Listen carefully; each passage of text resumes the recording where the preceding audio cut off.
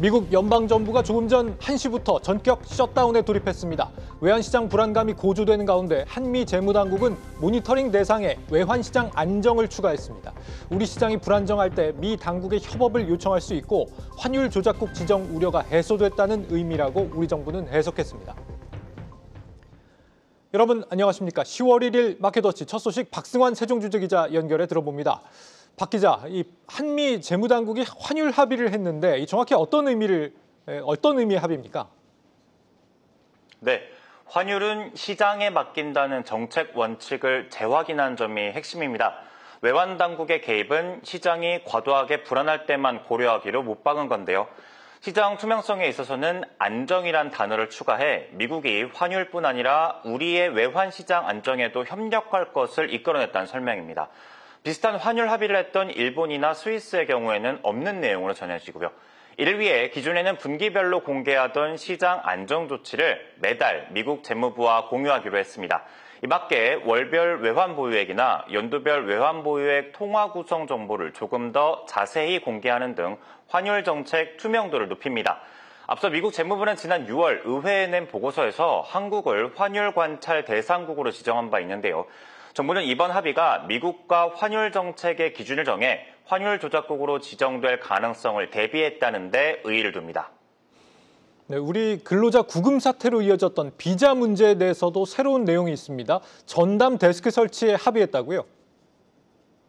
그렇습니다.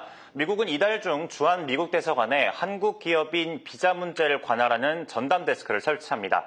현지 시간 30일 미국 워싱턴에서 열린 한미 비자 워킹그룹 첫 회의에서 결정된 내용인데요. 회의에서 미국 측은 우리 기업인들이 B1 비자를 갖고 있으면 해외 구매 장비를 설치하거나 점검하거나 보수하는 일에는 문제가 없음을 분명히 했습니다. 추가로 무비자 전자여행허가 ESTA 비자는 B1 소지자와 같은 활동이 가능합니다. B1은 업무 목적의 단기 체류를 위해서, ESTA는 관광이나 출장 등을 위해 90일 이내 머무는 경우 활용됩니다. 앞서 지난 4일 조지아주의 현대차그룹과 LG엔솔 합작공장에서 체포된 한국인 대다수가 ESTA나 B1, B2 비자를 갖고 있었죠. 이에 우리 정부는 미국 측에 전문직 취업을 위한 H1B 비자 확대나 아예 한국인 전용 비자를 요구하고 있습니다. H1B의 경우 추첨제인데다 최근 미국이 발급 수수료를 100배 비싼 10만 달러, 우리 돈 1억 4천만 원까지 올리겠다고 발표한 상태라 근본적인 해결 방안에는 시간이 더 걸릴 전망입니다.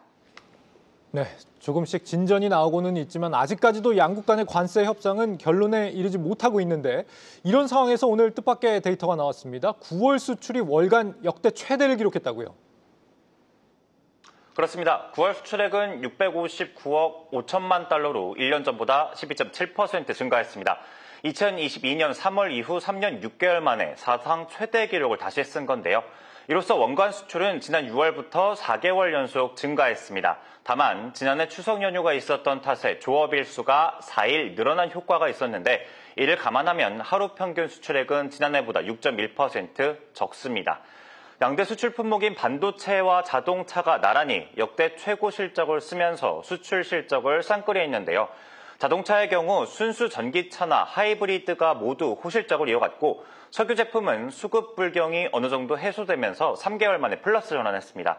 이 밖에 K콘텐츠가 식품과 화장품의 수요를 늘리면서 농수산품과 화장품 역시 사상 최대 실적을 기록했습니다. 국가별로는 트럼프 행정부의 관세 영향에 미국을 제외한 대부분 지역에서 증가한 걸로 파악됩니다. 네, 박승환 기자였습니다.